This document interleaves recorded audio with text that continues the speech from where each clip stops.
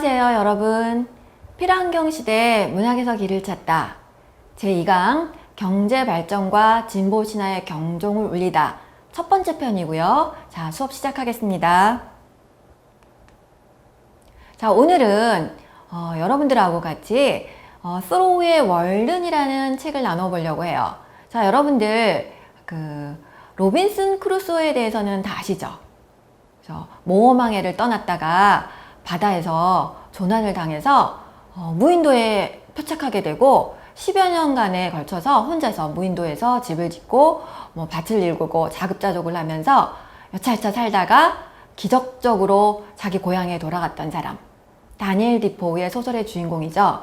자, 오늘 여러분과 나누어 볼 이 소로우는요, 1845년 항해에서 조난을 당하거나 길을 잃은 것도 아닌데 자기 스스로 숲으로 걸어 들어가서 2년에 걸쳐서, 정확하게 말하면 2년 2개월 정도, 마치 우리가 지금 얘기했던 로빈슨 크루소와 같은 삶을 스스로 선택했다.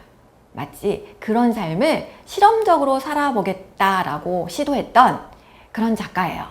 자, 미국의 작가이면서 사상가이죠. 제가 작가 소개는 여기 간단하게 올려놨어요. 미국 콩코드 출생이고요. 하버드 대학을 졸업한 후에 여러 가지 저술 활동도 하고, 특별히 1845년부터 47년까지 2년에 걸쳐서 숲속에서 집을 짓고 밭을 일구고 혼자 자급자족을 하면서 살았어요. 그리고 그 삶의 기록을 우리가 나누게 될 월든이라는 책으로 남겼습니다. 자, 여기 보이는 책이 1854년 초판 월든이라는 책의 그 표지예요. 45년부터 2년간 숲에 들어가서 살았지만 그때의 기록인데 여러 가지 개인적인 사정, 출판사의 사정, 그래서 책이 나온 건 54년이고요. 그 옆에 있는 사진이 그 월든 호수예요. 그 월든이라는 책 제목이 호수 이름이에요. 콩코드 숲속에 있는 호수. 여기 보면 굉장히 아름다운 호수죠. 겨울 장면과 이렇게 제가 올려놨어요. 자, 그렇다고 한다면 여러분이 궁금할 거예요. 왜? 이 사람이 왜 숲으로 들어갔을까? 자, 본인이 뭐라고 이야기하는지, 소로우는 뭐라고 이야기하는지 한번 봅시다. 자, 소로우가 이렇게 얘기를 하고 있어요. 내가 숲으로 들어간 것은 인생을 의도적으로 살아보기 위해서였다. 자, 의도적으로에 제가 방점을 짚고 싶어요. 의도적으로. 자, 이거 무슨 얘기냐면, 모든 사람들이 어때요? 우리가 아무 생각 없이 살면 대부분의 사람들이 사는 방식으로 살게 돼요. 그렇죠? 남들이 다 사는 방식으로. 당대 1845년 당시 대부분의 미국 사람들이 사는 방식대로가 아니라, 나는 생각을 하면서 내 방식대로 의도적으로, 독립적으로, 그리고 자립적으로 내가 원하는 삶을 한번 살아보겠다. 그리고 그게 가능한 건지, 오늘날 내 방식대로 사는 게 가능한 거지 실험적으로 살아보겠다. 이렇게 얘기를 하고, 자, 그리고 그렇게 살고 끝난 게 아니고요.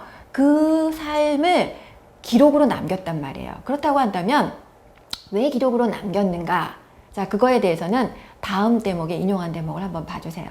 자, 나는 글로 썼는데 낙담을 주제로 한 시를 쓰려는 것이 아니라 횃대 위에 앉은 아침의 수탉처럼 한번 호기 있게 울어보려 하는 것이다.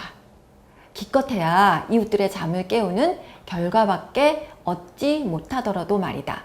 자기가 쓴 글을 일종의 시로 표현을 했고요. 이 시의 주제가 내가 낙담, 왜 다른 사람들은 이렇게 살지? 오늘날 미국의 삶은 왜 이러지? 이런 어떤 실망스러운 걸 이야기하려고 하는 게 아니고요.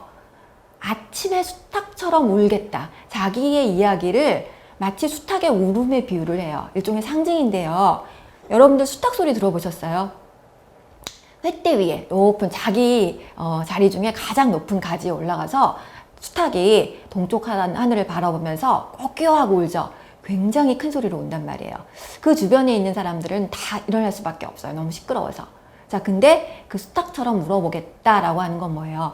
자기가 뭔가 소리를 내서, 어떤 소리요? 닭이 왜 울어요?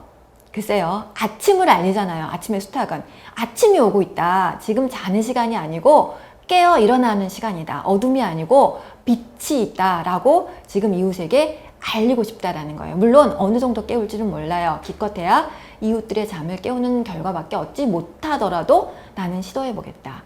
어쩌면 지금 이 월든이라는 이 기록물 안에서 전달하고 싶은 메시지가 있다라는 거예요. 자, 여러분과 저는 오늘부터 그 메시지를 한번 살펴보려고 해요. 그 첫 번째 메시지. 자, 메시지에 앞서서 나는 의도적으로 삶을 살아보겠다. 당대 사람들하고는 다른 삶을 한번 시도해보겠다. 자, 그렇다면 여러분이 궁금한 게 그럼 1840년대 당대 미국 사람들은 어떤 삶을 살았는데요? 당대 미국은 어땠는데요? 제가 간단히만 소개해 드릴게요. 자, 한마디로 자본주의 시장 경제의 이중성을 실감하던 때다. 좀 어려운가요? 자본주의 시장 경제의 이중성. 우리 이중성이라는 건 알죠? 어떤 양면 같아서 좋은 점이 있는 것 같은데 뒤집어 보면 또 다른 나쁜 점도 있다. 부정적인 것과 긍정적인 것들이 같이 있을 때 두 가지를 다 발견하면 우리가 이중성이 있다 이렇게 얘기를 하는데, 자, 미국은 당시에 이전에 농업사회였던 미국 사회가 강력한 산업 자본주의 국가로 변모하고 있었어요. 자, 1820년대쯤 되면 이미 미국이 운하와 철도를 건설하기 시작해요. 자, 우리가 다음 시간에는 아마 이 철도에 대한 이야기를 또 하게 될 거예요. 자, 미시시피 강 같은 커다란 강에 배가 백기를 만들죠. 그리고 미 대륙 넓은 땅에 철도를 건설한단 말이에요. 교통이 발달이 되죠. 자, 그러면 이 교통의 발달과 함께 도시가 생겨나요. 도시에 사람들이 모여들면 어때요? 당연히 시장이 생겨나죠. 시장 경제가 형성이 되는데요.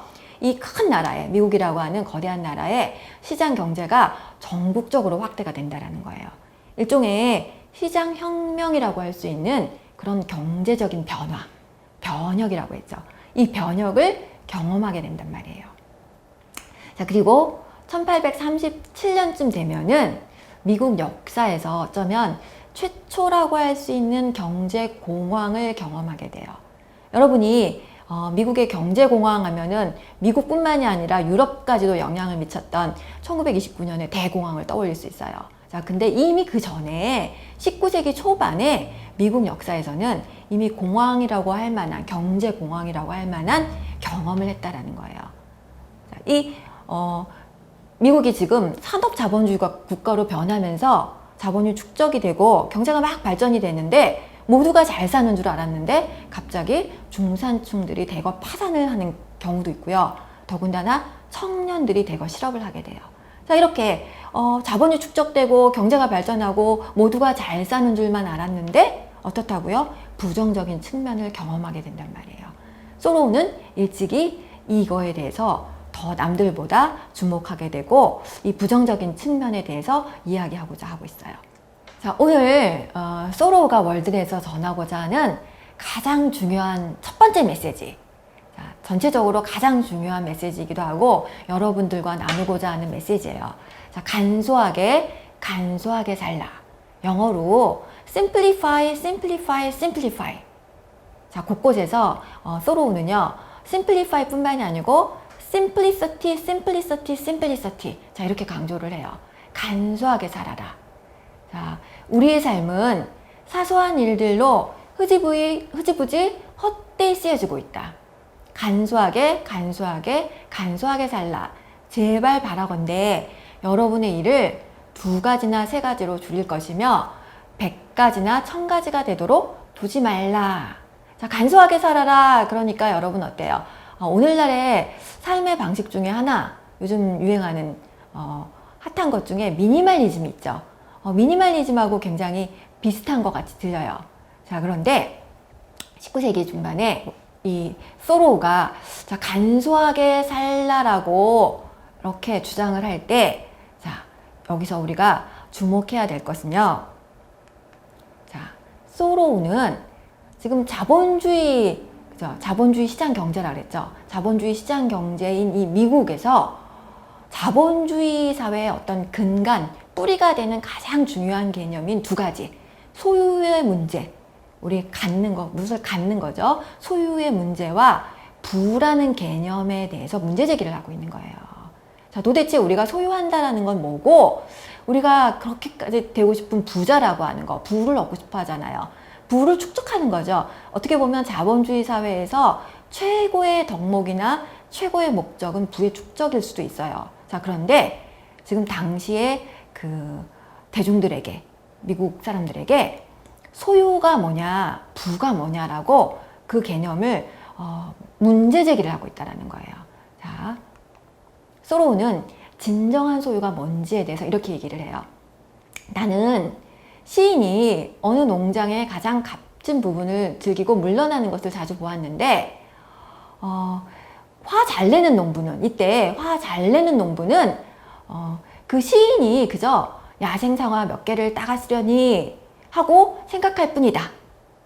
그 농부는 시인이 그의 농장을 눈에 보이지 않는 가장 훌륭한 울타리는 운율 안에 옮겨놓고 거기에 가둔 채 젖을 짜고 지방분을 걷어낸 다음 크림은 전부 가져갔으며 자기에게는 찌꺼기 우유만 남겨놓았다는 것을 몇 해를 두고도 알지 못하는 것이다. 자, 이 농장의 주인은 누구예요? 이 농장을 소유한 사람은 누구예요? 물론 농부죠. 그렇죠? 이 농장의 그 문서, 그렇죠? 우리 농장 뭐 집문서, 땅 문서, 이 문서를 가지고 있는 사람, 이 농부예요. 자, 시인은 어때요? 이 아름다운 농장을 와서 구경도 하고 잠시 여기서 누리고 그 안에서 시도 쓰고 간단 말이에요. 근데 지금 이 화 잘 내는 농부는 화가 잔뜩 나서 혹시라도 자기 거 뭔가 빼앗겼을까봐 야생사과 몇 개 따갔을까봐 어때요? 막 눈을 부라리고 이렇게 화를 낸단 말이에요.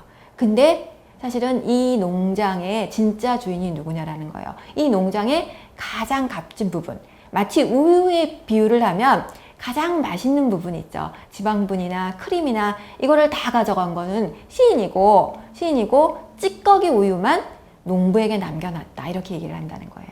결국 진정한 소유는 그죠? 우리가 문서를 쥐고 있듯이 그죠? 내가 이 농장을 사서 가지고 있는 그게 아니고 얼마나 그거를 즐기느냐, 누리느냐에 있다라고 지금 말하고 있어요. 자, 또 한 가지. 가난이나 부. 지금 앞에서 소유의 문제와 부의 문제 제기를 한다 그랬죠. 문제 개념에 대해서 제기를 해요. 자, 부자가 뭐냐? 가난한 게 뭐냐? 자, 부자가 뭐고 가난한 게 뭐예요? 뭘 많이 가지면 부자고 우리가 적게 가지면 가난하죠. 자, 근데 가지는 게 뭐냐라고 앞에서 이미 문제 제기를 했잖아요. 자, 소로는 또 이렇게 얘기를 해요. 집을 마련하고 나서 농부는 그 집 때문에 부자가 된 것이 아니라 실은 더 가난하게 되었는지 모르며 그가 집을 소유하는 것이 아니라 집이 그를 소유하게 되었는지 모른다. 알쏭달쏭한 얘기를 하죠. 집을 마련했으면 우리가 집주인이 됐고 내 소유물 중에 집이 하나 더 있어요. 우리 요즘 집 가지면 굉장히 부자잖아요. 근데 부자가 된 게 아니라 더 가난하게 되었는지 모르겠다. 자, 왜냐? 그 집 때문에 오히려 누릴 수 있는 걸 더 많이 잃어버렸다라는 거예요. 집을 소유하는 게 아니고 집에 매였다라는 거예요. 집이 오히려 농부를 소유하게 돼서 마치 농부가 집을 이고 있는 것처럼 집이 짐이 된 거죠. 자, 마찬가지로 농부의 경우, 집의 경우만 그런 게 아니고요. 우리들은 사치품에 둘러싸여 있으면서도 수많은 기본적인 즐거움을 누리는 면에서는 정말 가난하기 짝이 없다라고 얘기를 해요. 자, 사치품에 둘러싸여 있다. 자, 19세기 당시에 사치품이라고 해봐야 사실은 얼마나 많겠어요. 오늘날 여러분이나 제가 가진 거에 비하면 아무것도 아닐지도 몰라요. 그런데 뭐라 그래요? 자, 사치품. 자, 소로우가 말하는 필수적인 게 아닌 삶에 꼭 필요한 물건이 아니면 다 사치품이라고 생각이 되는 거예요. 근데 그게 정말로 우리를 부유하게 만드는 거냐, 우리 삶을 풍요롭게 만드는 거냐 문제 제기를 하는 거예요. 자, 왜냐면 자, 당시 우리의 삶이라고 하는 게 19세기 중반 지금 미국 사람들의 삶이 많은 필요한 물건들은 많이 있는데도 불구하고 기본적인 즐거움을 누리는데 가난하다. 여기서 말하는 기본적인 즐거움이라고 하는 건 자, 하늘, 우리가 그 앞에서 1강에서 워즈워드 이야기하면서 우리가 벌고 쓰느라 너무나 그런 일에 집중하느라고 자연을 돌아보질 못한다. 자연에서 어떤 누려야 될 걸 다 잃어버렸다. 자연과 연결고리를 잃어버렸다. 같은 맥락이에요. 정말로 우리가 즐거움을 누려야 되는 면, 푸른 하늘과 숲과 그리고 호수와 바람과 들꽃과 심지어는 그 안에 숲이나 그 안에서 자연 속에서 살아가는 많은 생명체와 함께 호흡을 나눠야 될 어떤 그런 게 이제 우리는 다 잃어버려서 지극히 가난해졌다. 그래서 부자가 됐다고 생각을 했는데 아니야, 너 부자가 아니고 너 가난해진 거야. 굉장히 역설적이죠. 자, 그래서 소로우는 소유나 부의 개념을 전복시킨다라고 해요. 전복이 뭐예요? 뒤집어 엎는다라는 거죠. 부라고 생각하는 게 실제로 부가 아니고 그게 가난이고, 가난이라고 생각하는 게 사실은 우리에게 부요함, 풍요로움일 수 있다라고 얘기를 해요. 자, 그래서 소로우는 이렇게까지 얘기를 하는 거예요. 자, 진정한 부를 즐길 수 있는 가난, 부를 즐길 수 있는 가난, 굉장히 역설적이죠. 나는 그것을 원한다. 자, 여기서 하고자 하는 얘기가 뭐예요? 19세기 1840년대 당대, 40년대 당대에 많은 사람들이 경제 발전이나 진보, 기술 개발, 그걸 통해서 부의 축적, 이것을 위해서 모두가 달려가는 삶이에요. 동일한 방향으로, 동일한 방식으로, 동일한 삶의 목적을 가지고 달려가는데 소로는 어떻다고요? 거기서 브레이크를 거는 거예요. 너네 진정한 부가 뭔지 알아? 진정한 소유가 뭔지 알아? 진정한 즐김이 뭔지 알아? 그리고 정말 제대로 사는 게 뭔지 아느냐라고 문제 제기를 해요. 자, 그래서 남들이 사는, 당대 사람들이 사는 똑같은 방식으로 살지 않겠다. 난 다르게 의도적으로 살아보겠다 라고 외치면서 숲으로 들어갔던 거고, 그 숲 생활을 통해서 봐라, 나처럼 살아도 충분히 풍요롭게 그리고 건강하게 살 수 있다라는 거를 기록으로 남겼다라는 거예요. 그래서 가장 중요한 메시지, 우리 삶의 방식이 지금처럼 너무나 많은 걸 소유하고 너무나 복잡하게가 아니라 앞에서 얘기했던 단순하게 살아라 라는 메시지를 전달하고 싶었던 거죠. 회떼의 수탉처럼 그 이웃들에게 크게 외치고 싶었던 거예요. 자, 그렇다면 여기서 우리가 가장 중요한, 어쩌면 단순하게 살아라라는 메시지에서 사실은 가장 중요한, 오늘 여러분에게 제가 하고 싶은 얘기가 또 하나 요거예요. 자, 왜 이렇게 지금 우리가 사실은 너무나 복잡한 것 때문에 정말 중요한 것을 놓치고 있다도 있지만, 자, 소로우가 단순하게 살아라, 너무 많은 걸 가지지 말아라고 할 때는 자, 비용이라는 측면이 있어요. 자, 우리 영어로 말하면 코스트라고 하죠. 물건을 살 때 이거 얼마예요? 라고 할 때 그 코스트. 자, 비용이라고 하는 것은, 자, 소로우가 이렇게 얘기를 해요. 비용이라는 것은 당장에 혹은 궁극적으로 사려는 그 물건과 맞바꾸어야 할 생명의 양을 말하는 거다. 자, 여러분이 오늘 필요하다고 사는 물건들이 그냥 돈 몇 푼, 1,000원, 2,000원, 뭐 만원, 2만원, 그죠? 우리식으로 자, 이렇게 지폐나 동전하고 바꾼다? 자, 그게 아니라는 거예요. 우리가 결국 궁극적으로 그 물건에 대해서 지불하는 거는요, 생명이다. 생명의 양이다. 굉장히 의미심장한 말이죠. 우리가 많은 걸 가질수록 그에 상응하는 생명을 대가로 치르는 거다. 자, 그렇다고 한다면 왜 우리가 단순한 삶을 지향해야 되는 건지 우리가 좀 더 호소력을 갖게 되는 것 같아요. 자, 여기 제가 이렇게 그림으로 보여주는데요. 자, 인류 역사가 지금 미국의 19세기뿐만이 아니라 21세기의 오늘을 사는 우리도 마찬가지예요. 경제성장이나 기술 발전이나 그리고 결국에는 우리가 어떤 물질적인 풍요를 위해서 달려온 이 삶의 방식이, 이 모든 게 결국에는 오늘 우리의 삶, 자연을 파괴하고, 우리가 사는 자연을 파괴하고 그 자연과 함께 우리의 삶을 파괴하는 어떤 동력이 아니었는가, 원인이 아니었는가, 원천이 아니었는가. 자, 우리가 반성해보는 계기가 됐으면 좋겠어요. 자, 우리 오늘 여기까지 수업 마치고요.